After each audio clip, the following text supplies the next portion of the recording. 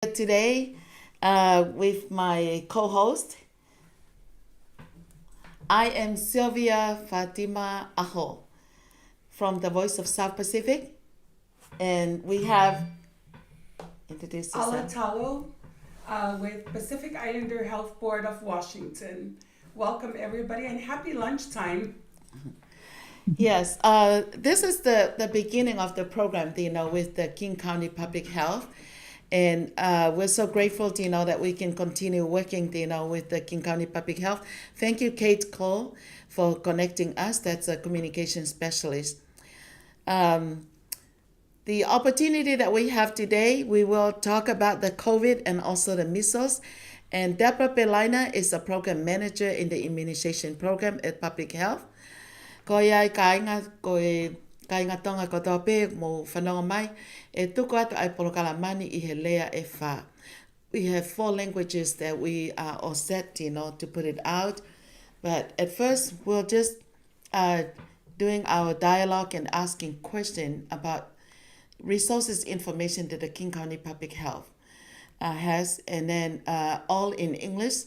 Then we will have like all in Tongan, and then in Samoan and Marshallese and in Fijian, so that each community could be able to understand and continue to comprehend all the information that the King County would like to share with the communities, especially the Pacific Islanders community.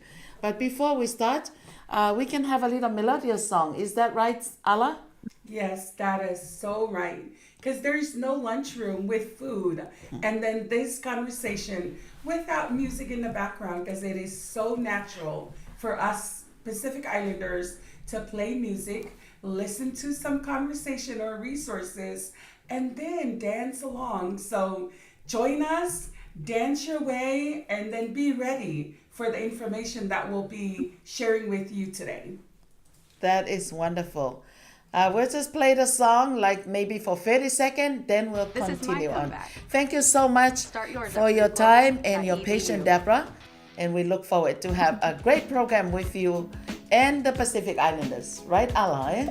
Yes, that is so right. Ole tawalunga, ole afai, ole uma. Ole Tawalunga, eh? Are you going to do the Siva, Ala? Tawalunga, I just ate. Well, maybe we'll give it to Miss Deborah. She can dance for us. That might be the end of your show. Nobody's going to want to watch anymore. I have actually had the privilege of seeing you all sing. My colleague Celie, who you may know, shared some of your videos of the Pacific Islander Health Board singing, and I watched it many, many times because it was so beautiful. So I am just very much looking forward to this 30 seconds. Okay. As we continue on, we would like to do the introduction right now. Once again, we have a new radio engineer here, Kelemete Vahailui. Welcome to the Voice of South Pacific. He's doing very well today, and as you can pronounce it, Mete. That's a radio engineer. Whatever, if you have anything, Elina, you can always say, Mete, I want this, Mete, could you please turn down the music? So we're going to start right now. Thank you, everyone. Malo lele, malo mo tau toya osia mai ki he aho koini. Today is the 8th of June. We're arriving to the month of June, the 6th month, and we're about to celebrate also the Juneteenth in this month. So, but welcome to the broadcast of the Voice of South Pacific. We're so grateful, because the King County is sponsoring this program here in order to connect with the Pacific Islanders community population. And we are having a special guest today. Her name is Deborah Belina. Deborah Belina, welcome to the Voice of South Pacific broadcast. Thank you so much. I'm so honored to be with you. Deborah Belina is a program manager in the immunization program at Public Health. Seattle and King County. And Ala, and if you could just share us, what else is doing. She works to increase access to vaccinations for families and to answer families' questions about vaccines. Deborah lives near Seattle and she has two kids, ages 8 and 11. Welcome, Deborah, and thank you for having this time out of your busy time to join us to share these resources and to tell to tell our community about the work that you're doing. Because I think and I truly believe with all my heart that the work that you're doing is impacting our communities in the Pacific Islands. So thank you and welcome. Well, I am going to toss that right back at you because I have heard only fantastic things about the leadership that the Pacific Islander Health Board and that Voices of South Pacific have shown in organizing the community, sharing information, building community spirit over the course of the pandemic. And Yes. Most recently, in responding to the measles case, it is an example for communities everywhere. So thank you for everything that you have put in. Yeah, like I mentioned earlier today, we will do this in English, and then we will, put it out in Tongan, Samoan, Fijian, and Marshallese to cover all the Pacific Islanders. So first of all, thank you so much, Deborah. And I have a question, about the COVID. We will start from the topic, the COVID. I know the pandemic, has been released, and everybody are back to almost like the normal life. But people still have questions. Where are we at with the COVID right now? Yeah, well, you said it. It seems if you walk down the street that everything is completely back to normal. And, things are a lot better than they were a year ago, 2 years ago. We've got vaccines, we've got excellent treatments. But you're right, Sylvia, that COVID is not over. It hasn't gone away. And every day people are getting infected with COVID in King County, getting hospitalized, and there are even still deaths. So it's very much a part of our world still. And so now it's important to just remember what we all learned during the pandemic. Best protection is vaccination. And then, to keep up with the habits that we picked up over the last few years, things like staying home when you're sick, wearing a mask if you're going to be in a crowded place, a well-fitting, high-quality mask, making sure to test if you're feeling under the weather. Also using ventilation, making sure you have good ventilation if you're in a crowded space. So something as simple as opening the windows, opening the doors. COVID's unfortunately a part of our life now. Okay, I'll let ask the second question. I'll piggyback off of what you said, like wearing masks and, do that. But as you know, Deborah, May 11th was the last time the funding or any resources or any help from COVID was stopped. So what does that mean to our communities? Because, we had free tests, free resources like masks, hand sanitizers was always provided to all of our communities. But where are we at with that? What does that mean to our communities? Yeah, that's a great question. So at the start of the pandemic, the federal government issued an emergency declaration. And that was basically a way that allowed the government to be able to get a lot of money and respond quickly to the pandemic and pay for things like you mentioned, like vaccines and testing and treatment. And that emergency declaration, like you say, it expired last month. So it does shift things to the private market. So let's use vaccines as an example.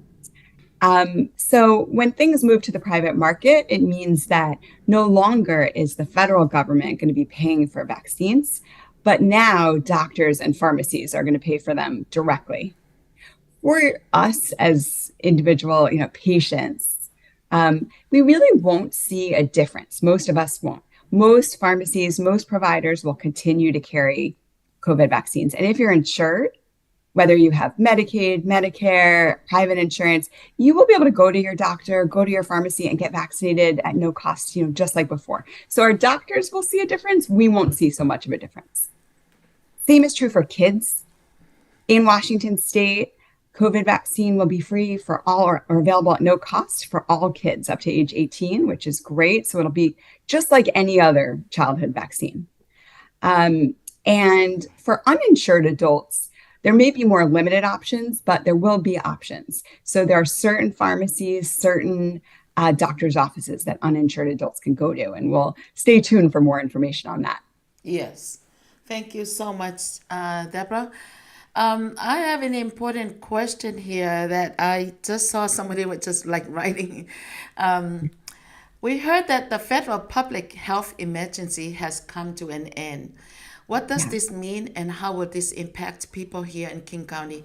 I'm sorry, but I will also say something like in my language, because I see some people are tuned into, like in the native language. And then also, Allah, you can maybe say something in the Samoan language too. Ko ia koe wheho I ni ke taha o e kaungawe ko ia e King County Public Health, ko Deborah Belaina. Ko ngā ngahi tokoni koe ni ai pule anga e federal government public health emergency ko o sia mai foki eni ki he o ngata foki ai ngahi tokoni ko ia. Ko ha nai hana uhinga o kuiai nai ha mea o ko whelawei o ne wesi ai kakai ko ia o ngā nofo ko ia e King County ko ila poktola pa mo tau kai ngā tonga I heni. Okay, once again, it's about the federal public health emergency has come to an end. So how will this impact people here in the King County? Thank you. Yeah, so much of what I shared just a moment ago applies here. If you most of us will continue to get vaccine, like when you go for a booster dose, in just the same way you have all along at your doctor's office, your pharmacy. For uninsured people, there may be more specific places to go to that will have vaccine without a fee. So we'll share that information if it becomes available. And I would like to direct you. I don't have a lot of great information at the moment about testing and treatment, but my colleagues do. And so we'll certainly be sure to have somebody, I know you're going to be doing more interviews like this, to have one of my colleagues back on and talk in more detail about that. Thank you, Deborah. So I'll just note, I put in the chat, I'm not sure if folks can see this, a link to an article on our blog, the Public Health Insider, that gives some information about what we can expect now that the emergency declaration is over. Thank you, Deborah. Thanks for all that amazing information about where people go to get vaccinated and, to get, resources for COVID. Well, now thank you for that information. We are going to translate the information at the end so that we don't get interrupted with the English version of this program. Yes. But we will do a translation of different languages at the end of the show. But our hearts of appreciation for the partnership and then for your willingness to come and share with all our community members out there. Thanks for collaborating with different nonprofit organizations out there, with all the resources. I'm forever grateful for that. But you mentioned in your talk that there is an outbreak of measles in King County, right? Not an outbreak. There was a case of measles in a King County child in May. So we don't know where this child got infected, but they were very careful about isolating. And public health has been working, my colleagues have been working, around the clock to reach out to anybody who this child may have interacted with, right? Who was in the same space as this child, just to make sure that we have a good understanding of whether measles spread at all. Right now, there's no indication that measles spread beyond this household, but we're still going to be on the lookout. And the child's sibling did get infected. This isn't a surprise. They're sharing the same household, they're sharing the same space. But what's really fortunate is the sibling was isolating. So they weren't potentially infecting other people. So it's kind of the best circumstances for another infection. And, one of the reasons that we put so much time in when there's just one case, you may wonder, like, why so much energy just for one case? Well, it's because measles is extremely contagious. It's actually one of the most contagious diseases in the world. So just to help you visualize, if you could picture like a child care center with 10 children in it. And let's just say that all of these 10 children are unprotected from measles, meaning they've never been vaccinated and they don't have immunity. And in walks another child. And this 11th child has measles. They spend a little time together. Afterwards, 9 of those 10 original children, or 90% of the people in the room, would get measles. That's how infectious it is. So when we have one case, there's always the potential it could lead to lots and lots of cases. And that's why we need to get ahead of it. Well, thank you. I'm so glad that we're talking about this subject because in 2019, there was a huge outbreak of measles in the island of Samoa. And out of the record shows that there were 14 fatalities, 14 deaths in the island. And so when we're talking about measles, it's not foreign to us islanders because it was there. And then I remember before COVID, there was a huge vaccination outreach that was going out in the community to vaccinate everybody so that they don't get fatalities. So to bring it here to America in Washington State, I was actually with the Pacific Islander Health Board. My executive director, Ms. Lika Smith, chose me to be the outreach person for the measles. So we've been out in the community giving information. It's really good to give information to our community members, our Pacific Islander, about measles, because the lack of information or no knowledge of information about measles, is, I truly believe, is the reason why, we sometimes don't care. And when we don't care, we ended up with fatalities. So we are doing measles outreach. So this Friday, June 9th, which is tomorrow, at the Auburn Seventh-day Adventist, there is a vaccination for measles, and it's sponsored by the Public Health with King County in partnership and in collaborations with many organizations, community organizations, there at Auburn Seventh-day Adventist Church. When we have the time, I will make sure to have Meke post the flyer. But we are having a vaccination site June 9th, which is tomorrow, from 3 to 7. And it's not just measles vaccines, it's other vaccines as well, including COVID and boosters. Yes. I am so excited about this. I'm actually going to be there helping out tomorrow. Oh, yeah. nice. Yay. And yeah, I'm so excited. Thank you so like you much. say, it's going to be all vaccine, COVID vaccines, measles vaccine, all vaccines required for school. Kids can get caught up on everything they need for the new school year. And you all have done a fantastic job organizing and with outreach. I've seen your face on flyers. You're a little celebrity, a celebrity in my book. You've done a really wonderful job reaching out to the community. Thank you.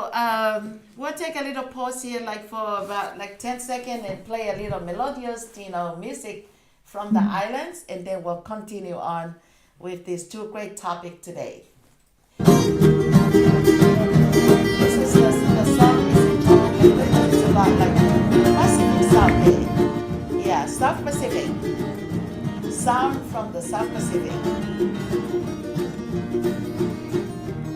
The original cultural music, how they sing it.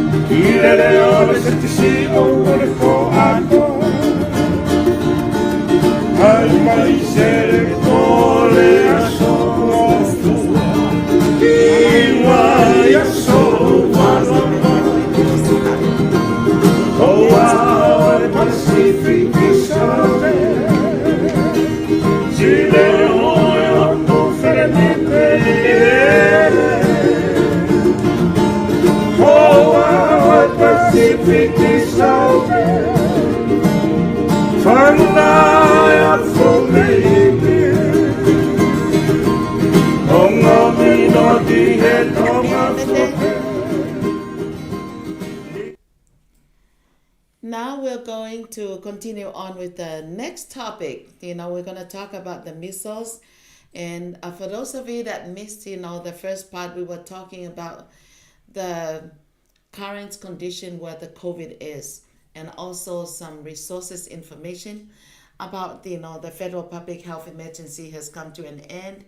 But otherwise, Deborah was clarifying, all those resources for you to play, and you can hear it, on the music. And please, everybody that are on, we'd like to ask you, can you also share this program to everybody?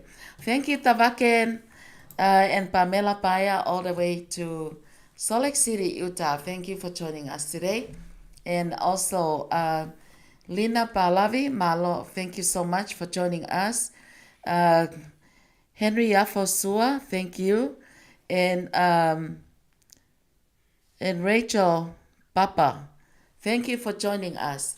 And Mawai Tupo, thank you. Please, for those of you that are in, we ask you to please share out the program to all our Pacific Islanders listeners, Tongan, Samoan, Fijian, and Marshallese. Okay, the next topic that we're going to discuss or talk about is about the measles. My first question, it sounds like another disease you're concerned about is measles. Why are we concerned about the measles right now? Thank you, Deborah. Yeah. So as I was mentioning, we had a case, and now most recently 2 cases in a household. And it's just a reminder that anytime we have people who are unvaccinated, an outbreak can happen. Right? I mentioned before how contagious measles is, how if you have 90% of people who are unvaccinated will get measles if they're exposed to it. And, we probably wouldn't be concerned about measles if it was like the common cold, if it was just not a mild illness that passed. And for some people, it can be relatively mild, but for others, it can be very, very serious. And it can lead to complications that can have lifelong consequences. So measles can cause things like brain damage, hearing loss, even death. So it's not, just a rash. It's not just a fever. It's potentially life-changing. Sorry for interrupting, Deborah. I'm so glad that you mentioned about that part. Because, like for us Islander, I think about 95% of the people just think it's about rash, thinking about measles. If you could repeat that one more time, I did not even know, even myself, I'm learning from this, I didn't know how severe and critical that can affect our human body. Yeah, absolutely. Absolutely. And, one child having any of that, having a consequence like that is more than we should have tolerance for, right? I don't want to see any kids get sick when it could be prevented. Thank you so much, for the clarification. And then I'm gonna ask Ala, to ask the next. If you have any next question, you can ask. You know what? One of the lady approached me about the measles. It's something that has to tie with autism. Can you Mm-hmm. clarify that for all our listeners Yeah. so that they so that they understand? Because sometimes I think it's the misunderstanding and of information is a huge fact. So can you clarify on that about measles and autism? Yes, yeah. This is a really common question that people have. So I can first say this is a myth. There is no link between vaccines and autism, but it's completely understandable why people would worry about that. And it all goes back to one study that happened 25 years ago. It was a fraudulent study or a dishonest study, and it made the claim that vaccines cause autism. Well, the physician who led that study, he lost his license to practice medicine. The journal that published that study, they said later that they regretted publishing it because it was so wrong. But it was really hard to undo that myth. People want an explanation for autism, and we don't have a great one, right? Autism is complex, and there's a combination of things that lead to autism, things like genetics, the environment that a child's in, the experience, prenatal exposures, or what a child's exposed to while they're developing in their parents' belly. And all of that can combine to lead to autism. But it's one thing we can say for sure is that vaccines do not cause autism. And many, many studies, dozens of studies over the years, have looked at this, and not one has found a link between vaccines and autism. I will just add, one of the reasons that people sometimes think that there is a link is because of the timing. So with the MMR vaccine, children get their first dose of that at around age 1. Now, most kids who don't begin talking until they're about a year and a half, right? Now, one of the ways that we diagnose autism is a language delay, when a child is talking late. So if a child gets the measles vaccine at age 1, and then at a year and a half, they're not talking, a doctor might say, oh, they might bring up an autism diagnosis. A parent, understandably, might think, okay, my child got the measles vaccine, and then they got this autism diagnosis. There must be a relationship. When in reality, those are just two things that happen around the same time. So one way to think about it is your children often begin walking at around a year old, right? But we would never say that measles vaccine causes children to walk, right? That would be silly. Similarly, we can't say that measles vaccine causes autism. They're just two things that happen at the same time. Okay. Thank you so much. I just have this person here, texting, like her question, very similar to some of the question here that I was going to ask. Thank you, Anna Maria, for trying to ask this question here about the measles, and I think I can combine these two here.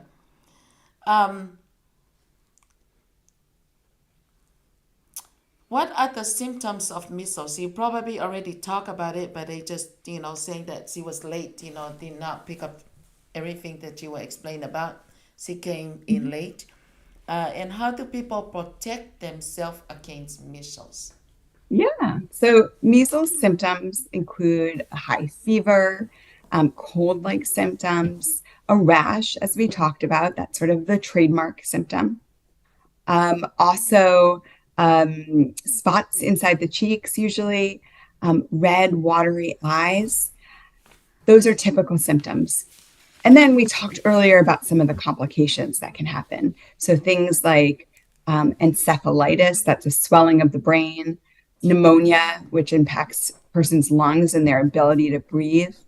We talked about hearing loss, brain damage, and even death. And you asked about how to protect your family from measles or protect yourself. Yeah, so the measles vaccine is the best way, hands down, the best way to protect yourself and your family from measles. The measles vaccine is called MMR, stands for measles, mumps, and rubella. And that's because it protects against all three diseases. Kids are recommended to get 2 doses. They get the first dose around a year old and the second dose right before starting kindergarten. And when a child has 2 doses, their chance of getting measles goes down by 97%. Just amazing. It's one of the most protective vaccines that we have. And so even if your child is not, did not get vaccinated at those ages, that's okay. It's not too late. You can take them to their doctor, get them vaccinated now. And the same goes for adults. If you are not vaccinated, it's not too late. How many dosage does our kids get? Because I heard there's dosage for kids, and then there's also dosage for adults. How many doses of vaccination do we get? Yeah, that's a great question. So kids should have 2 doses by the time they're in kindergarten. 2 doses. Yeah. So when before the age of 4, they need one dose. They get that at around age 1. And then right before kindergarten, they should get the second dose. To be fully up to date or fully vaccinated, all kids should have 2 doses. For adults, we consider most adults to be protected from measles if they've got 1 dose of MMR vaccine. There are a few exceptions.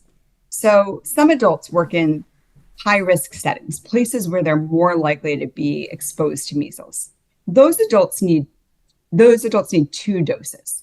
And that includes people like people who work in healthcare facilities, adults who go to school and are surrounded by a lot of other students, or people who do a lot of international travel. For most adults, though, 1 dose is enough. And I'll add, if you were born before 1957, you do not even need to have been vaccinated to be protected from measles. We assume, measles was so common before the vaccine was available that we assume that you are already protected. So our seniors, our elders, they don't need to worry about their vaccine status. Thank you so much. That's a wonderful information.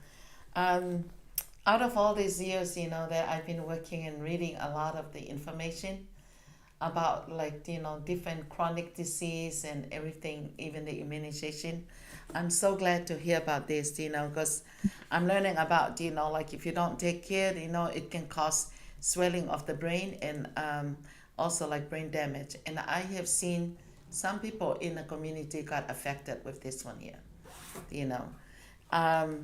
This is a very, very great information, to share with our Pacific Islanders population.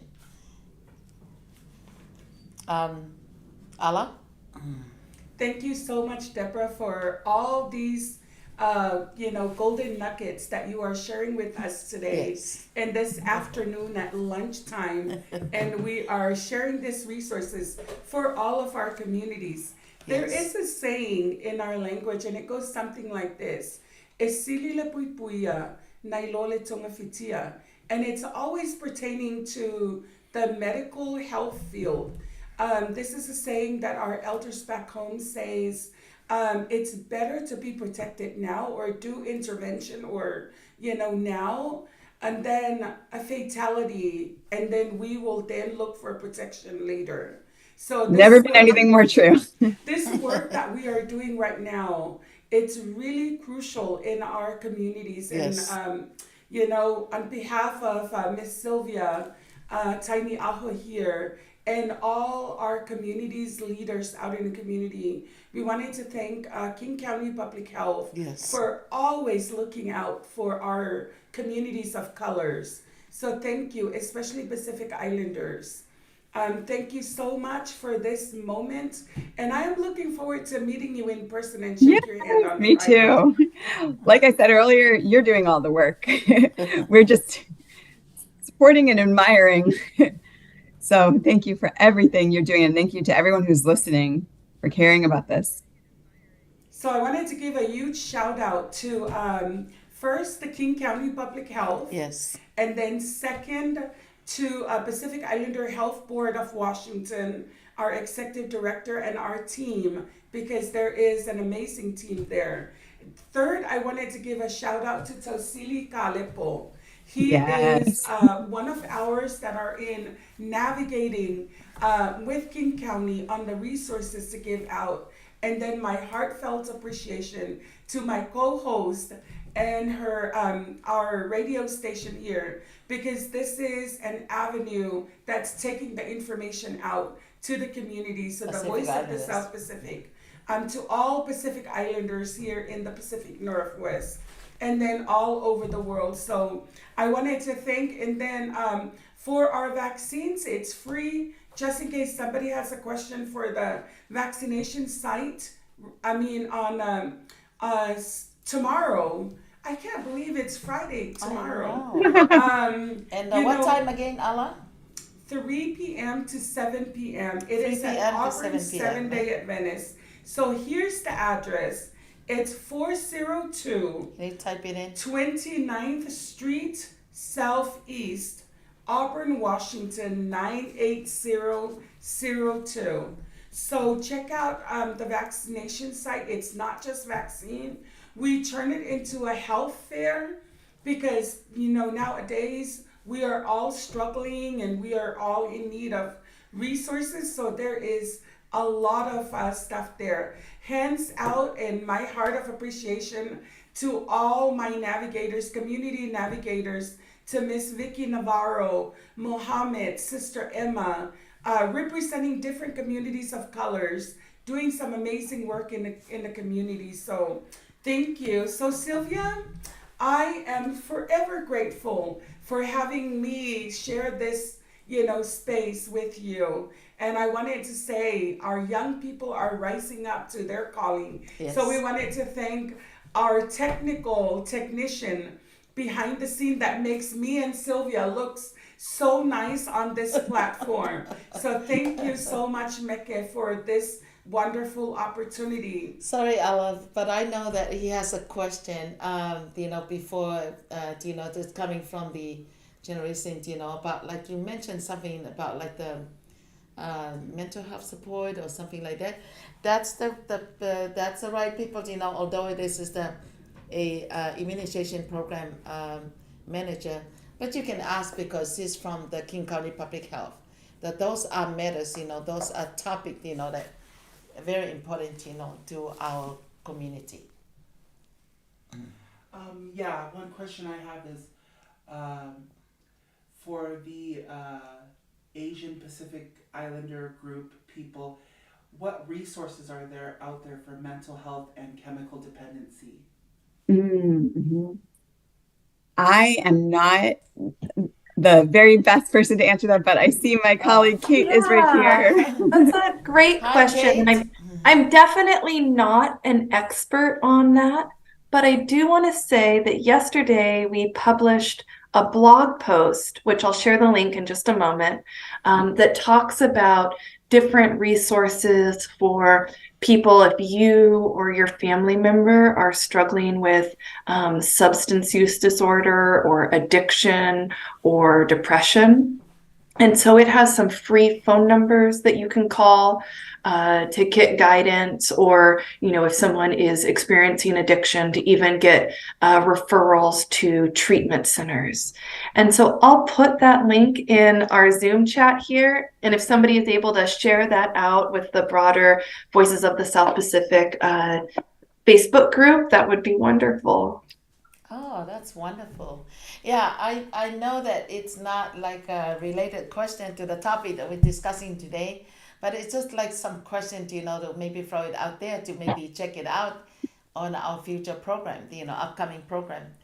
And And again, like what Allah said, we're deeply grateful, for the King County, Seattle, and King County Public Health for sponsoring our Pacific Islanders broadcast to be able to share the resourceful information and all resources and relevant information to our PI community. Thank you again. Malo au pito in our Tongan language. What do you say in Samoa? Fafitai tele lava. Thank you Malo. so much.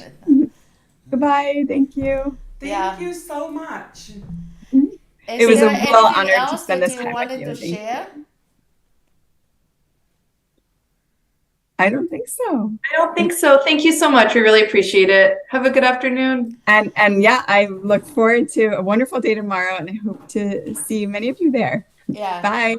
This program here will be also keep saving it out like in 4 different languages. It will be on the Voice of South Pacific page.